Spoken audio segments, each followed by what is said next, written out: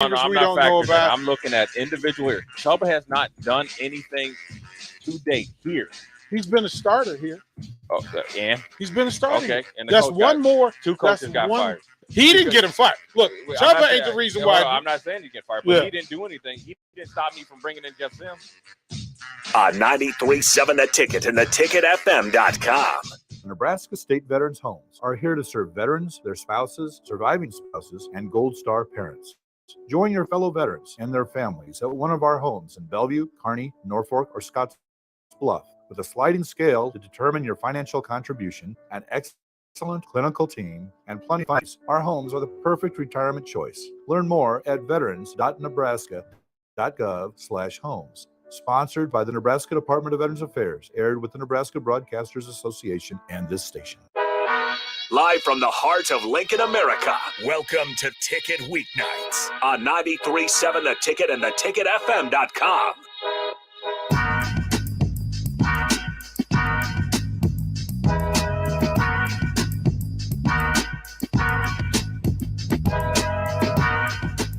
All right, welcome back into Ticket Weeknights. I am Harrison Arens, going to go solo here, carry you all the way up until 10 o'clock. And then after, we'll have Big Red Esports. They'll go from 2 hours from 10 to 12. So as you guys have noticed already, our weeknight schedule is changed, and it's going to be like that throughout the entire summer. And then starting Thursdays from 9 to 10, that will be my own individual podcast as well. But in the meantime, throughout these days, Monday through Wednesday, this 9 to 10 hour, it's going to be a little bit of a mixed bag depending on what we have going on, if we need to get some shows in. But nonetheless, I'll fill in the gaps as always, but definitely be sure to check in on Thursday, 9 to 10. That'll be the actual debut of my official podcast, as we just heard Austin with the Corner 3 on the last segment, or excuse me, not last segment, last hour. Great stuff there. And again, I'm really excited about the ticket, what DP and Rebecca have done. All this is just coming to a head. It feels like the ticket's just growing at an insane rate. And thanks to you guys for, you got to have viewers if you're going to be able to sell the product. You guys have been listening, watching us as we're continuing to grow this product. So again, appreciate you guys for everyone just listening, sticking with the ticket. But again, if you guys want to join the show, we're going to be talking some NBA finals here. Starter Heyman text line, that's 402-464-5685, as well as the Honda of Lincoln hotline. And again, if you want to put a face to the voice, great way to do that. Facebook, YouTube, Twitch, or Twitter. We're streaming on there, as well as Allo channel 951 for all our cable subscribers that are partnered up with Allo. So great stuff there. And again, definitely feel free to join in the show. But I want to start off right away because the Denver Nuggets last night were 9-0 in the playoffs. They had, I believe, the second best regular season record in the regular season at home. And I don't know how many people other than DP and Haas who called it on the breeze that Miami was going to steal game 2 in Denver, despite the altitude, whatever facets you want to put on that, for making it such a tough environment. And they handled their business. It started off early. He came out and you were kind of waiting. His first quarter, what do you want to make about an 11-point lead for the Miami Heat? You kind of figured it would start to dwindle away. And sure enough, it did. That second quarter, Denver comes out really strong, scoring 34 to Miami's 25. Next quarter, they do just as well. They score 26 to Miami's 24. So now Denver's got a strong lead heading into the fourth, and that's when it really just falls apart. I don't know how many times I've seen it, but Gabe Vincent, he's just been an animal. And then there's a guy that you probably didn't expect in Duncan Robinson, who only had 6 minutes before getting into the game in that series. And he comes in there, not only makes a few plays, he has a flurry of points late in the game that really just put Denver in a scramble. They cannot figure out, how to guard the shooters like Robinson, like Vincent, like Strus on those pick and rolls away from the ball. I don't know how many times you saw it last night. KCP, I'm sure it's one he's not going to want to remember. He'll watch the tape, register it, and then he'll put that one back in the brain because it was a tough game for him. I haven't really seen that many defensive breakdowns between KCP. There's just a lot of times there where they're leaving guys like Vincent just completely wide open. The screen comes, say, you have them rolling off and both guys chase. You'll have Gordon and KCP running downhill, chasing, roller, and then you just got your wide open 3-point shooters and guys like Vincent just ready to knock it down. There's even one point where Vincent kind of gave the look to KCP. He couldn't believe he left him that open late in the fourth.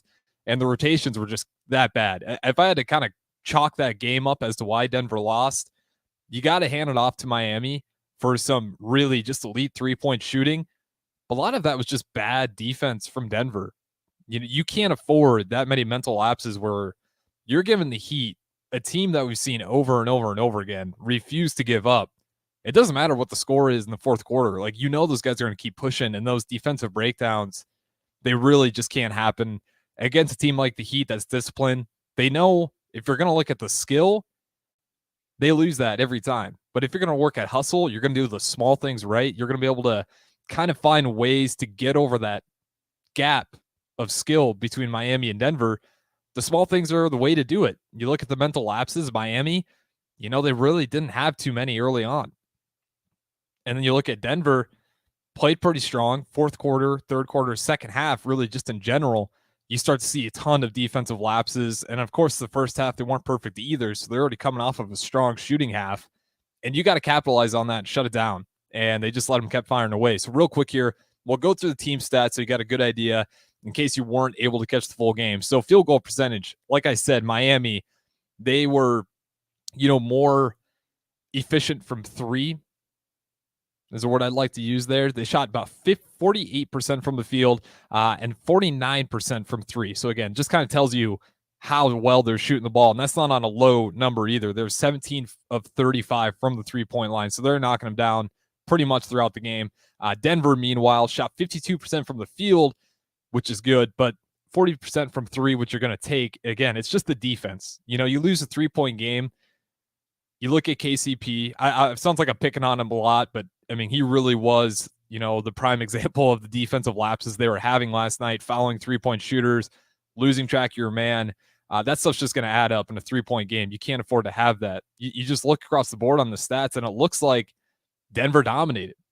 If you didn't watch that game, and you didn't get the amount of field goal attempts, you just gave the percentages and the rebounds, assists, steals, you would have looked at that game and said there's no way Denver lost. Rebounds, Denver wins that one, 38 boards to Miami's 31. They also had more offensive rebounds, 9-8. You look at assists, that's the only one where they fell short. And again, I think a lot of that you got to give credit to Miami's 2-3 defense. I was a little curious if they were going to bring that out. They brought it out in game one, and it felt like it was a little bit of fool's gold with Miami. Denver was generating a lot of good looks with it. Game two, it was a different story. They did a really good job just throwing off Jokic. Get rid of his playmaking. It sounds easy. It was even kind of funny. You heard Eric Spoelstra post-game. Someone asked him, wow, you look at Jokic, he only had 4 assists that game. Was the goal to shut down his playmaking and just let him try to score and shut down everyone else? And of course, Spoelstra, being the coach he is, he calls it, that's just an untrained eye kind of question. And then you hear this morning Steve Kerr talking about it. He says the same thing, which is just kind of funny when you have two elite coaches. One calls it an untrained eye, and then another great coach calls it exactly as the reporter said it. Are they just looking to nullify his options, knowing that Jokic is a pass-first player? Really make him work for that offense and kind of be their engine. Get rid of Jamal Murray, and I think that's really smart if you're the Miami Heat. It feels like Jokic is the head of the snake.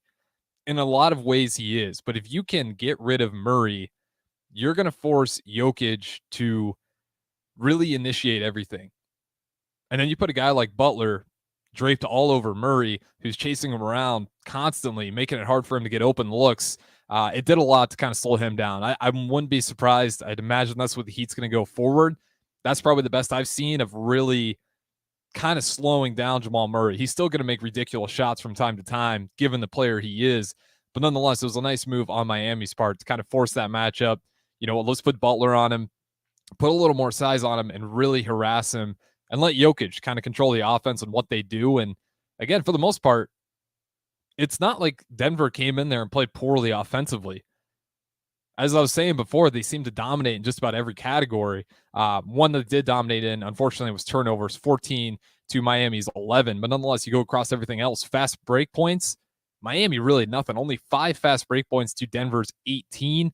Points in the paint, once again, Denver looking like the more aggressive team. 48 points in the point to Miami's 34. And then the fouls, pretty even, 22 on Miami, 21 on Denver. And it was just kind of that back and forth game. It felt like Denver was dominating the whole time. But again, it's just that 3-point shooting, lack of communication. And that's just a frustrating one if you're Denver Nuggets. You're going in there 9-0, undefeated. You feel pretty good about maybe taking this one away. Now you're going to have to go back to Miami in a very hostile place. You can imagine how that place gets there, especially now that Heat culture brand, I'm sure, is on every t-shirt. I'm sure it's a high seller. I mean, it's time if you're a Miami Heat fan that I can't say it enough how unusual this run is. You don't go from being the 30th ranked offense in the regular season to finding your way into the NBA Finals unless you're Jimmy Butler in the Heat.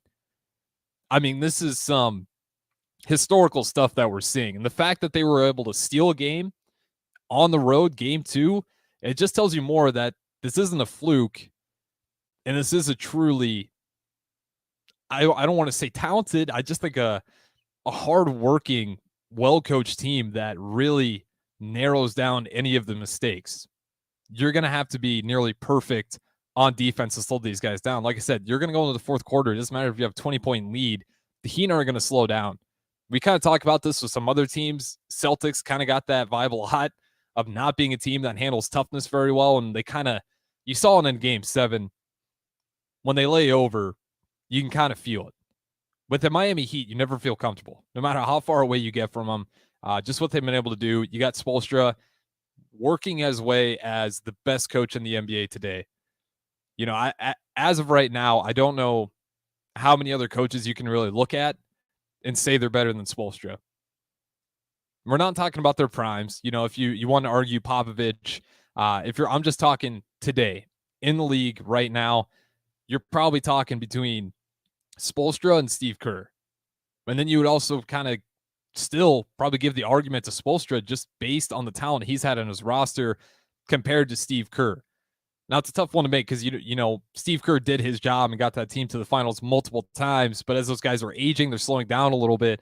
How he moves off of this Warriors roster, or at least tries to find a way to add some youth to it, that's going to add to his repertoire as well. But as of now, it's hard not to kind of hand that to Spoelstra for what he's done with this Miami Heat team.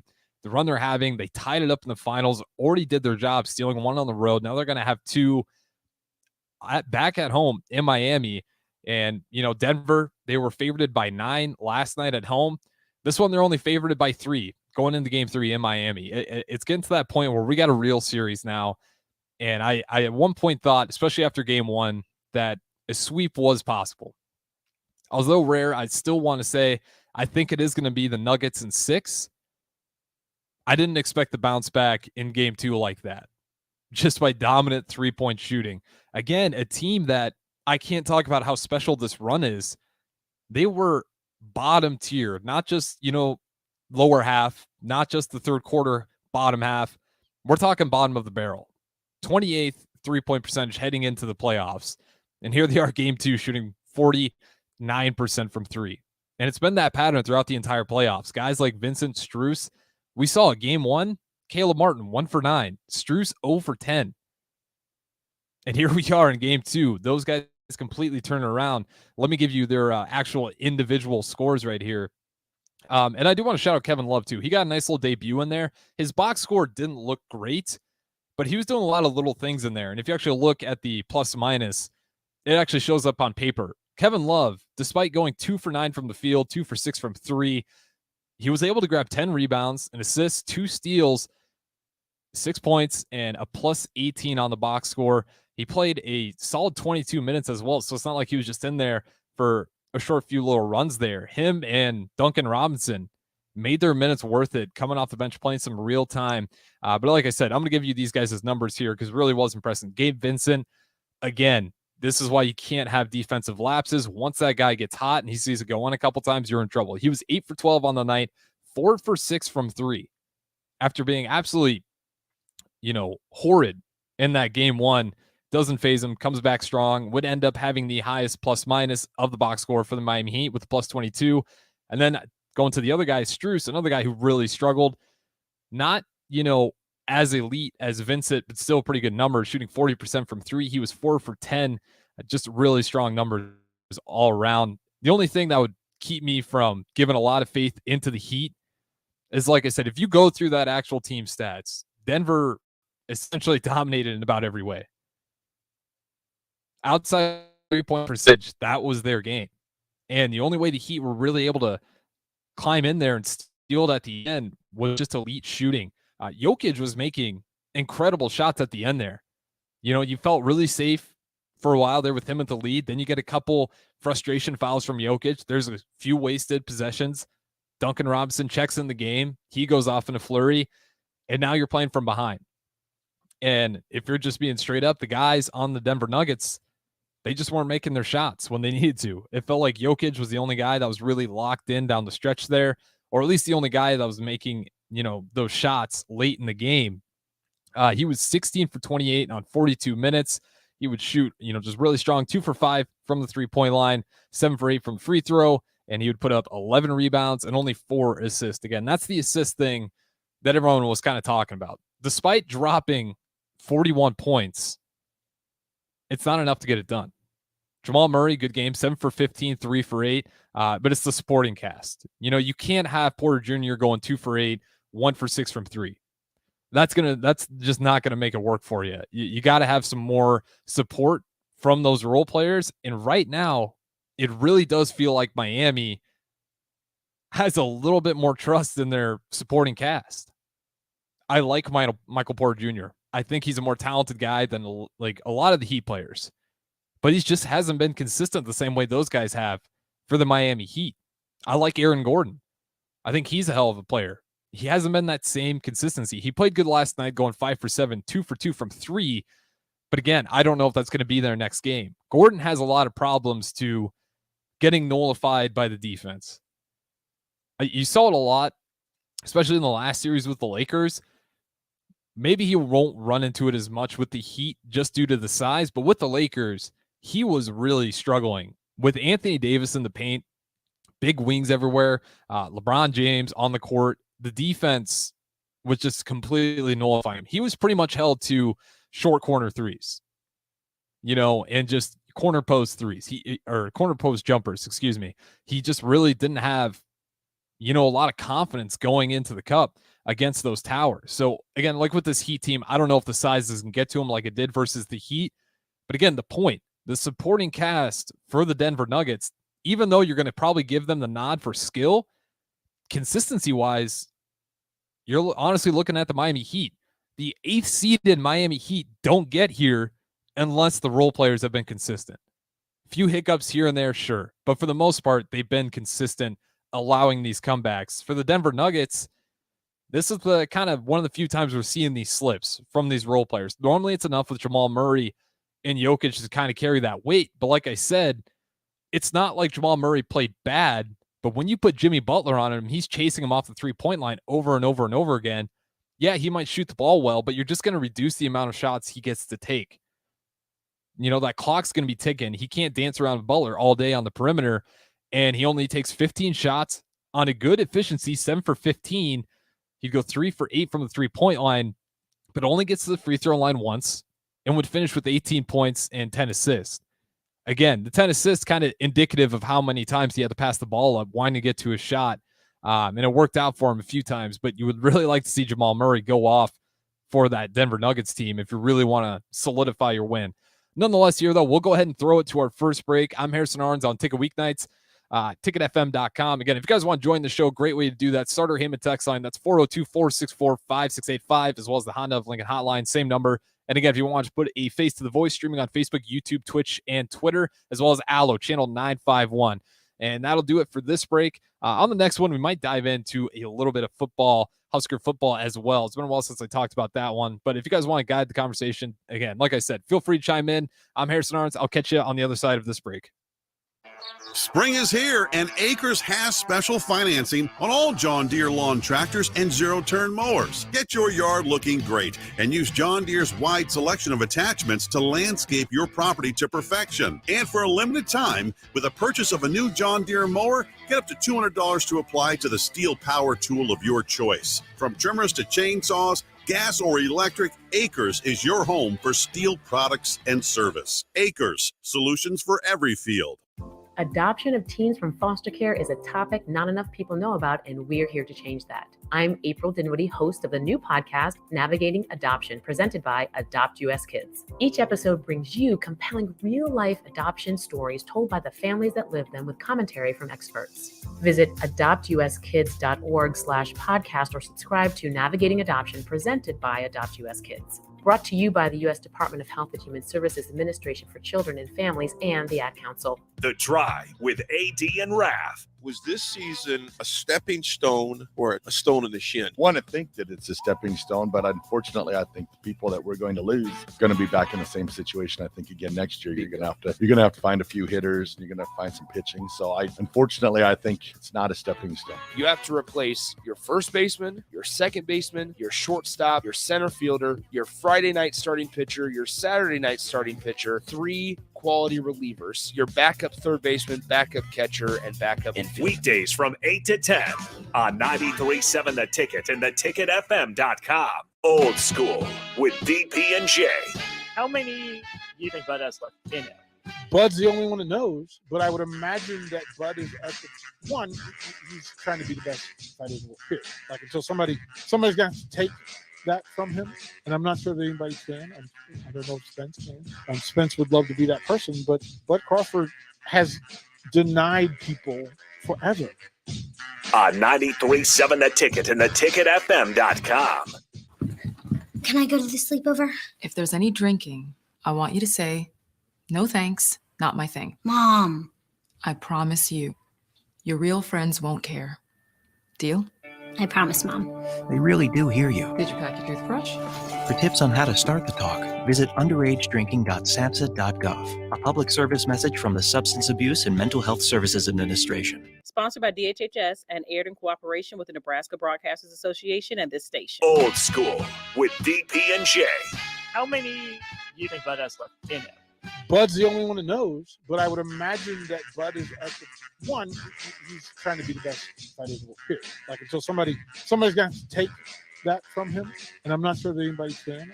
I don't know if Spence can. Spence would love to be that person, but Bud Crawford has denied people forever. On 93.7 The Ticket and theticketfm.com. A lot of businesses say that they're family focused, but when tough situations in life arise, the business feels anything but for your best interests. James Enterprise Incorporated is hiring, and they will always treat their employees like family, as they do with customers. James Enterprise Incorporated is hiring Class A and B CDL drivers, a shop tech, and diesel mechanic. If you're looking for a career with a company that goes above and beyond to value you and your family, apply today at jamesenterpriseinc.com or call 402-432-6740. If you came across someone struggling with hunger, how would you recognize them? By their clothes, their age, the way they speak? Would you notice a 16-year-old boy who got his first job, not for extra spending money, but to help feed his little sisters? Or a mother who's in between jobs and sometimes goes to bed hungry so her kids can have dinner?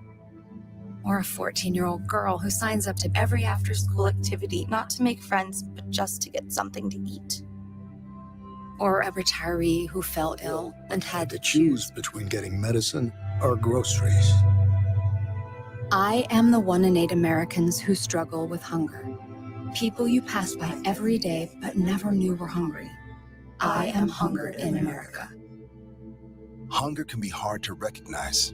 Learn why at IamHungerInAmerica.org. Brought to you by Feeding America, 200 Food Banks Strong, and the Ad Council. There's never been a better time to earn more on your checking account. Open a free Kasasa Cash checking account with Liberty First Credit Union and earn up to 5.5% APY for up to $40,000. It's simple. Open your Kasasa Cash checking account online or stop into any of the 4 Lincoln locations or Seward and Omaha branches. Liberty First makes switching easy, and Kasasa checking is always free. See libertyfirstcu.com for details. Federally insured by NCUA. Liberty First Credit Union. Banking with purpose. Sunday morning. It's quiet. Not in a weird, too quiet way. Calm, peaceful, tranquil. You pour yourself that cup of coffee. You slice yourself a hearty chunk of one of Beatrice Bakery's breakfast breads. Now, maybe you're an apple streusel guy. Nothing wrong with that. I can respect that. Personally, I'm a turtle nut man. Something about those pecans. But the real ones know, don't sleep on that date nut bread. Sweet, but not too sweet. Nutty, not overly. The perfect morning treat. Beatrice Bakery. Online at beatricebakery.com. Welcome to our world of yum. Back to the Ticket Weeknights on 93.7 The Ticket and theticketfm.com.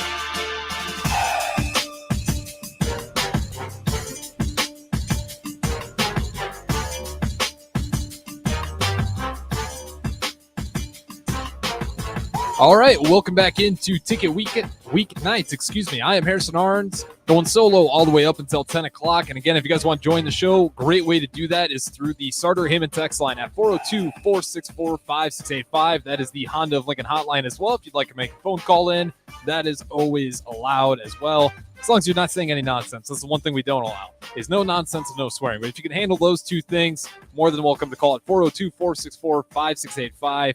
And again, if you want to put a face to the voice, a great way to do that is through Facebook, YouTube, Twitch, and Twitter, as well as Allo, channel 951 for all Allo subscribers out there. Again, great partnership with those guys, and it's a great way for you guys to get all your ticket content. You can watch it up to 3 a.m. if you really want to, if you're that dedicated. And if you are, we greatly appreciate it. Like I said, up to 3 a.m. on Allo, channel 951. All day, 24 hours, ticket content. You can watch it all, replays, some of your favorite shows. Go back on YouTube, look at those. We just had the Corner 3 debut with Austin Orman, the Ticket's very own on-air talent, shooting coach. Great stuff there as well as everything else we're about to roll out here throughout these Ticket Weeknights. So again, if you're not paying attention, I definitely recommend it, or at least go back through the logs, see what the shows were. And we might be adding a few that you might want to kind of prick up your ears for and maybe subscribe to and get the notifications so you guys can keep up. But again, like I said, for this segment, and feel free to chime in, 402-464-5685. I said I was going to switch it up Husker football. A few things I want to talk about, some that if you're an old school Husker fan, you're probably really going to love. First bit of news, this one's from Callahan, Sean Callahan at that. Matt Rule will take an old approach to fall camp. He will move his entire team to the dorm buildings for 2 weeks. So they say old school because this was at a point in time something that happened. So, and they're going to all just coaches too, not just the players. They're all going to go to the dorms for that 2 weeks fall camp and hopefully build a little bit of team culture. You kind of force everyone into the same dorm, no matter what age you are, seniors, freshmen, because that dorm life a lot of times is just for, those freshmen first getting into college, and then they kind of get out of it, living on their own a little bit, and they're not as connected to the campus, which by all means is fine. It is what it is. You grow up, you move out of the dorm, you get something a little nicer for yourself. But it is a cool idea, getting all those players in there as coaches as well, trainers, staff, all in there for 2 weeks for fall camp. Just something that kind of, I don't want to say it makes me excited because it is what it is, but it's another thing that gives me faith in Matt Rule really just buying into Nebraska. He's been pretty open about it over and over again. He's a Lincolnite, he's a Nebraskan, whatever you want to label him, but he looks very content trying to pull the school back up. Looks to me, Matt Rule looks like a guy who's really taking the challenge. I'm not saying it's going to work. I think it's truly one of the hardest jobs to probably have at the Power 5 level right now is coaching Nebraska football. You got expectations. You got a fan base that is chomping at the bit to praise or boo, unfortunately. I would like to say that we don't do that here in Nebraska, but let's be real. Every fan base, I don't care where you go, the more rabid the fan base, or I shouldn't say rabid, the wider spread the fan base, you're always going to get a few knuckleheads in there. Just how it goes. You really think the Lakers are the most obnoxious fan base out there in the NBA, or do the Lakers just have the most fans? It's usually the latter, right? And with Nebraska, it can kind of be the same thing. So again, back to the original point, like I was saying, I really like what Matt Rule is doing here with Nebraska football. I can't tell you how many wins it's going to lead to, but culture seems to become number one. He said it very early on with the team competitions. That was kind of your first little tick to kind of read off of what his idea is of building a culture. Every coach comes in there and says that, we're going to run the ball, we're going to take shots when they're there, like all your generic coach speak. But Matt Rule, a little different. He kind of opened up about his team activities. They're ranked on not just, weights. They're also ranked on school, showing up to class. They're ranked on how many events are you going to support your other athletic teammates, not just the football team. Are you going to basketball games? Are you going to a swim and dive meet, a track meet? All that stuff was calculated into these team scores. So that right there, like I said, made your ears prick probably for the first time. Because you're kind of thinking like, okay, that's cool, but why is it important? And now we get to hear fall camp announces it's going to be in a dorm. Once again, really trying to build that culture. He doesn't want the football player to root for Nebraska football. He wants the Nebraska football player to root for the University of Nebraska in every aspect, whether that be academics, whether that be esports, whether that's swim and dive, track, Nebraska bowling, softball, baseball. It doesn't matter what it is. That's the culture Matt Rule wants to build. We represent the University of Nebraska, not just we represent the University of Nebraska football. He wants to bring it all into a big collection of, if we all root for each other, it's just going to serve us better. It's going to get rid of a lot of those me players, right? You're going to figure it out pretty early on who those guys are in the type of system that Matt Rule is building. Again, I just thought that was really cool that he is doing that. It's something that, a little more unique approach. I'd like to say, kind of going back to that old school. We're feeling really old school with Matt Rule, especially getting Mark Satterfield in there too as the OC. He's a guy that's gone way back with Matt Rule. I think all the way back since 2006 even. I mean, he's had a long road. Obviously, they've diverted on paths once or twice, but Satterfield, another guy who's going to bring in that old school mentality. So it feels like Nebraska's turning back the clock. We want to go back to old school. And it's just kind of funny. You look around the Big Ten and you're seeing so many changes. Wisconsin looks like they're going to go completely away from Nebraska's trying to turn into a little more of the air raid with their hire in Luke Fickell. Excuse me there. Well, I catch my breath for a second. But again, just incredible stuff that I like to see from Matt Rule. I like to get a little bit of that tradition. And maybe that tradition doesn't get us back to the apex of what Nebraska football was. But I'll tell you what, right now, a foundation would be awfully nice. If you're a Nebraska football fan, we say it all the time, especially on Fitness Fanatics. You guys ever check that one out on Sunday? You talk to a lot of Nebraska fans, and it's the abused dog syndrome. It's like, yeah, I really want Nebraska to do good. I want to say they're going to win 6 wins, but, and they always do that, right? They say but, and they kind of flinch. They think about all the times that they put their faith, love, and trust in Nebraska football, and that hand has came back and smacked them in the snout. That abused dog syndrome is very real for the Nebraska fan base. And again, I think it kind of lowers our expectations in a bad way. We shouldn't just want to settle for 6 wins. Is it unlikely that we win more than 6 wins? That's for you to say. But just this idea that this powerhouse, if you're ever going to want to be the powerhouse, you got to keep those expectations high. And I was on my way into the station. I was listening to DP and Austin kind of talk about that. How does Matt Rule set up this GPS for Nebraska? What's the destination? Is it to go bowling? Is it 9 wins? Is the destination a championship? And then maybe every year you just look at that GPS and see where you took the wrong exit, where you had to stop too many times for a break, and what delayed you so much on your road. But again, what is the GPS for Nebraska? How do they get a football program that was once a premier football program that has gone through an insufferable amount of changes, that has, really, really tested one of the most, if not the most loyal fan base in college football? There's not a lot more you can really take. And football will never be dead in this state. People will always root for the Cornhuskers, but they hope they don't have that idea in their head that we'll always be there to support them. To an extent, yes. But you don't want to get to a point where, I can speak personally from this. I came down to Lincoln in 2018. Now, a lot of you guys coming back, especially if you're lucky enough to be, at the University of Nebraska in, say, the 90s, I remember kind of going to some of these games, being obviously an avid Husker fan. I was there to watch the game. And some of the other kids in this, the student body that were at those games in the student section, they were just cracking jokes about how bad Nebraska football was. It was just kind of funny to them. The care wasn't there. They weren't even frustrated that we were getting blown out, in some of these games. They weren't even frustrated that we took a loss to Georgia Southern last year.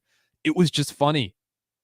That's not a place you want to be. When the youth starts to laugh instead of care, that's not a good sign, for Nebraska football. If the age group that I'm currently in, for those of you listening, 24, the age group that I'm in, a lot of people see Nebraska football now, especially if they're not super plugged in to college football. It's just kind of a meme, right? It's something you post just to get a few likes. You want a better college football national championship, throw Nebraska in there. They'll still lose, but at least it'll be close. Stuff like that. That's not a good place to be, and I really hope Nebraska can turn this thing around. I can't talk about it enough. If your foundation's full of cracks and you've been living on that house for years now, eventually it's going to collapse. The foundation that's cracked, it's going to collapse. Everything up top of it's going to come crashing down on you, and that's when you get to a program that doesn't need to rebuild, but needs to completely re-identify themselves.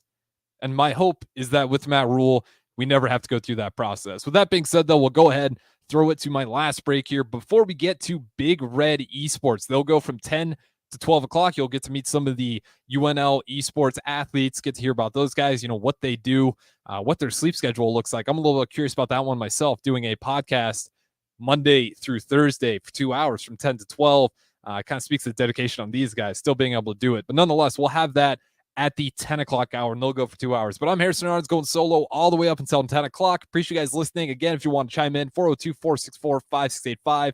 Streaming on Facebook, YouTube, Twitch, and Twitter, as well as Allo Channel 951. Like I said, maybe dive into a little more Husker football after this break. We'll have about 10 minutes there. So nonetheless, though, we'll go to break. I'll catch you guys on the other side.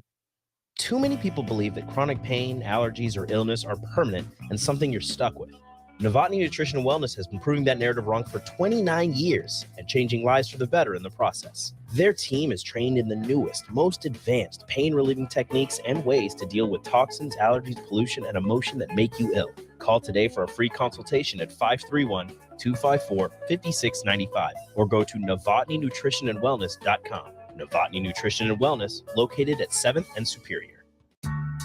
When you're high, you feel different. You think different, you talk different, you draw different, you listen to music different, but you probably knew that. Problem is, you also drive different, and not in a good way. That's why driving high is illegal everywhere. So if you're high, just don't drive. Make a plan to get a sober ride. Because if you feel different, you drive different. Brought to you by NHTSA and the Ad Council. Alexa, play 93.7 The Ticket. Okay, playing 93.7 The Ticket. Alexa, turn down the lights. Dimming the lights. Alexa, order a pizza, the big one, all the toppings. Are you sure that's a good idea? Alexa. That's a lot of pizza for just one man. Alexa, just do it. Stop judging me, just do it. As you wish. Thanks, Alexa. You're my best friend. Victor deployed for the first time to Afghanistan in 2003. At 4 a.m, my phone rang. They said, "I regret to inform you that your husband was wounded in action." Victor sustained a moderate traumatic brain injury. I was doing school full-time, and I was also then caring for Victor. One of the most important elements of caregiving is taking care of yourself. I just didn't want to forget that I also had goals and that I also had a life. What I did is I challenged Victor to meet me halfway. There are almost 6 million military and veteran caregivers across the nation. We have our own journey, and we can fulfill that journey at the same time that we are helping our loved one. Visit aarp.org/caregiving for a free military veterans guide to navigate your caregiving journey and better care for your loved one and yourself. Brought to you by AARP and the Ad Council. Start your Sundays off right with Jeff and Nicole Essink on Fitness Fanatics. Jeff and Nicole discuss health and wellness, how to achieve fitness goals, and more through the life of gym owners and gym goers. It's Fitness Fanatics from 9 to 11 a.m. on Sundays on 93.7 The Ticket and theticketfm.com. You've driven by GE Landscape Supply countless times, likely without even knowing, at 6701 Cornhusker Highway. Now it's time to stop in. GE Landscape Supply sells to homeowners and contractors with a vast selection of landscaping and construction materials. They sell in bulk to save you money, and you can buy anything from a 5-gallon bucket to a semi-load. And don't forget, they deliver anywhere. Stop by 6701 Cornhusker Highway from 7 a.m. to 6 p.m. Monday to Friday and 7 a.m. to 4 p.m. on Saturdays. Go to GELandscapeSupply.com for more info or call 402-467-1627. If you came across someone struggling with hunger, how would you recognize them? By their clothes, Their age? The way they speak, hunger can be hard to recognize. Learn why at IamHungerInAmerica.org. Brought to you by Feeding America, 200 Food Banks Strong, and the Ad Council. Hey, it's Nicklin Hames from Nebraska Volleyball. I hate wasting time in practice, and I want to help you stop wasting your time when you're looking for an electrician. High Electric has been serving the area for over 30 years for both residential and commercial properties. They are experts in everything like remodeling, new additions, hot tub installation, and more. And they take jobs from Beatrice to Omaha and all towns, big or small, in between. Call them today at 402-466-6606 or learn more at high-electric.com. Wall-to-Wall Wine and Spirits is now open in Lincoln. Shop our expansive collection of wine, beer, spirits, and cigars at 5040 North 27th Street. From top-shelf liquor to crowd-favorite beer, Wall-to-Wall Wine and Spirits has a beverage for every taste and every budget. Plus, join our loyalty program to earn rewards and save on future purchases. Shop Wall-to-Wall Wine and Spirits at 5040 North 27th Street in Lincoln. That's 5040 North 27th Street. Back to the Ticket Weeknights on 93.7 The Ticket and theticketfm.com.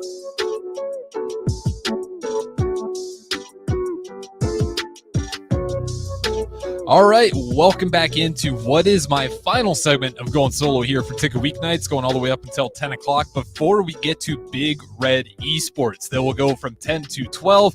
Get to learn a little bit about the esports life. What does that look like for the student athletes? A little bit of inside detail on those guys. Like I said, 2-hour show for that one. Get you all the way till midnight. And then if you want to catch more Ticket content, go to Allo or Twitch. Channel 951 on Allo. You can watch it all the way up until early break starts up at 6 a.m. So again, Ticket content all day long at Twitch or Allo. For the meantime, though, if you guys want to chime in, Starter Heyman text line. That's 402-464-5685, as well as the Starter Heyman text line and streaming on Facebook, YouTube, Twitch, and Twitter, and Allo, like I said. So before we wrap things up here, though, I do want to talk a little bit about this upcoming Nebraska football schedule. You know, it's the summer. It's kind of a fun time to drink the Kool-Aid, right? Especially if you're not an avid baseball fan. You know, once the finals are over, hockey wraps, once everything's kind of done and you're left with baseball, you know, that Kool-Aid, if you're not a baseball fan, that Kool-Aid might feel pretty good to get you through the summer, all the way up until maybe fall. I'd recommend a liquid IV, clear out that Kool-Aid, kind of reset your evaluations of where we are, and then enjoy the season. But in the meantime, again, I'd love to hear from you guys on this one. If you have any thoughts at all, just looking at this Nebraska football schedule. You know, I talked about a little bit already. The two big ones obviously are right out the gate. You're going to go on the road against Minnesota and then on the road against Colorado. First one on the road, Minnesota, PJ Fleck, a guy that has consistently punched you in the mouth and you have not responded well. Whether you're at home, whether you're on the road, whether elements are in your favor, whether COVID has literally taken out half of the roster, shouldn't say half, I'll be a little nicer, taken out the entire starting offensive line of Minnesota. Despite all that, PJ Fleck in Minnesota has consistently punched Nebraska in the mouth. Then you go to Colorado. This one a little different. You got Deion Sanders building up a program in a very different style, saying, I came here and I'm going to get good players. If you're not good, get out. Matt Rule style, I came in here because I like these players. I trust you guys. I want us to get better. We're going to build. Yeah, we'll add some guys, but I'm here for you guys. You know, I came here to coach you guys. Very wildly different approaches for a first-year head coach. I will say, though, despite the different approaches, do not sleep on Deion Sanders. Even if you think what he's doing is not the right way to be a head coach, don't sleep on him. I'm telling you right now, I would even consider putting the over on Colorado. Deion Sanders, for what you may think of him personality-wise, he's a good football coach. He knows how to win games. So right off the bat, on the road Minnesota, on the road Colorado. And Colorado, not to mention, that'll be their first game. That'll be Nebraska's second game. That Minnesota game on Thursday is a week 0. So despite us being as well as a first-year head coach into the program, they're going to have some tape on us. They're going to be able to kind of see what we like to do. Us going into Colorado, we're not going to really know anything still. So they're going to have an edge on that as well, not only being at home. And then, of course, you come home finally, and you got Northern Illinois and LA Tech. I'm going to brush over those real quick, not for the sake that I don't think they're important, because we've seen Nebraska lose in those games. You think about Troy, you think about Georgia Southern. There's been some pretty ugly losses. One of my favorite ones, I want to say it was McNeese State. I might be getting this one wrong. Text line, if you remember, correct me. But this is when we still had Amir Abdullah. The game we were about to lose, and Amir Abdullah breaks off a 60-yard run, maybe 40-yard run, closer to there, and he probably goes through 7 arm tackles.